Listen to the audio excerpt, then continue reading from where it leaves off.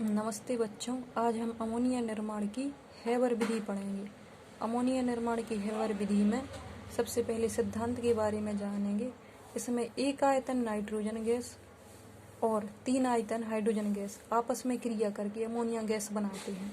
समीकरण में हम देख रहे हैं कि नाइट्रोजन गैस का एक आयतन और हाइड्रोजन गैस का 3 आयतन आपस में क्रिया करके अमोनिया गैस बना रहे हैं।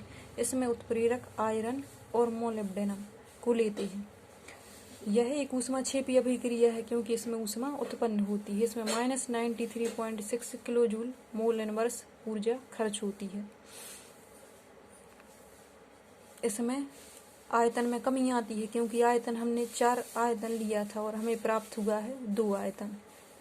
इस प्रकार से आयतन में कमी आती है। लीसा-तेलिए के सिद्धांत के अनुसार अमोनिया के अधिक उत्पादन हेतु हमें नाइट्रोजन और हाइड्रोजन का अधिक सांद्रण कम ताप एवं उच्च ताप पर ही उपयुक्त परिस्थितियों में लेना चाहिए। इसके बाद हम विधि देखते हैं।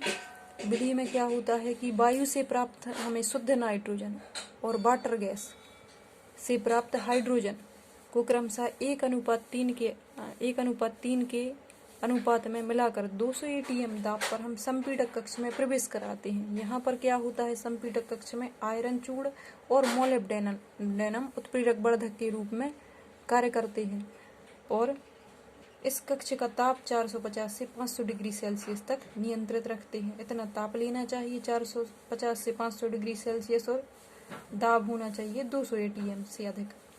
उत्प्रेरक कक्ष में नाइट्रोजन और हाइड्रोजन की क्रिया के पश्चात हमें 10 से 15% अमोनिया गैस मिलती है, जिसे हम संघनित्र की सहायता से ठंडा करके अलग कर लेते हैं। इसके अलावा कुछ अनुपयुक्त गैसें भी होती हैं, उनको हम पंप की सहायता से पुनः उत्प्रेरक कक्ष में प्रवेश करा देते हैं। जैसा कि हम चित्र में देख रहे हैं कि नाइट्रोजन का एक आयतन और हाइड्रोजन के 3 आयतन को हमने प्रेशर पंप के द्वारा उत्प्रेरक कक्ष में प्रवेश कराया है। यहाँ पर नाइट्रोजन और हाइड्रोजन की क्रिया से अमोनिया गैस बनती है, तो ये 10 से 15% अमोनिया गैस ही बनती है। बाकी नाइट्रोजन और हाइड्रोजन बिना क्रिया करे ही हमारे अगले स्टेप में चले जाते हैं। मतलब संघनित्र में ठंडा होने के लिए हमारे पास अमोनिया गैस भी रहती है, नाइट्रोजन गैस भी रहती है और हाइड्रोजन गैस भी रहती है।